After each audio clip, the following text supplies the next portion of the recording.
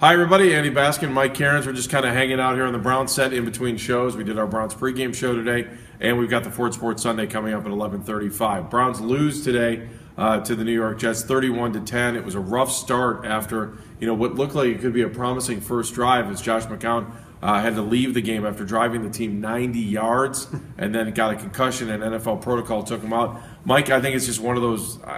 It's one of those games where you're searching for answers. The Browns said they were going to stop the run and they were going to be able to run the ball, and they weren't able to do either today in Game 1. No, you're exactly right. And that 17-play drive was the longest drive that they had. It beat all of last year to start. So you figured this is a great start. Almost 10 minutes was that first drive, and then Josh goes out. The concussion protocol, we don't know how long he's going to be out. We hope that he's back sooner than later. But a lot of questions, as you mentioned. Your two leading rushers are your quarterbacks. You didn't get what you hoped out of Isaiah Crowell. Duke Johnson didn't touch the ball as much as we thought he was, and a lot of the game probably dictated some of that too. The defense couldn't stop the run. It was a problem last year. It's a problem here in game number 1.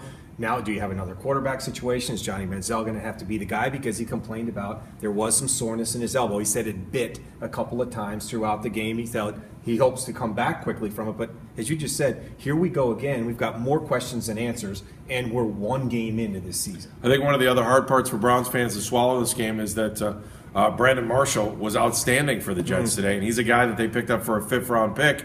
Dwayne Bowe, $9 million man for the Browns, didn't even see the field today. Yeah, and Joe Hayden probably had one of his worst games that we've seen, especially this is a Pro Bowl guy. This is our guy. He's the lockdown corner. Brandon Marshall owned him today. It was, and of course, Brandon Marshall's a big, physical wide receiver, but he dictated play to Joe Hayden today. And then there are guys that didn't show up. We had problems stopping the run. Offensive line, I thought, protection-wise, might have been one of the keys to the game today. I thought the offensive line looked pretty good, but again, when you can't run the football, it falls back on your blocking schemes as well. So I think there's a lot of things that have to be fixed between now and next Sunday. All right, in case you're watching, we've got a couple shows in between. If it happens to fall when you're watching, we've got the Ford Sports Sunday coming up a little bit later tonight. Mike will be there. I'll be there as well. We'll also have Darryl Ryder from 92.3 The Fan, and Jamal White will also join us, the former Browns running back. It'll be interesting to see what he has to say when it comes to the running situation.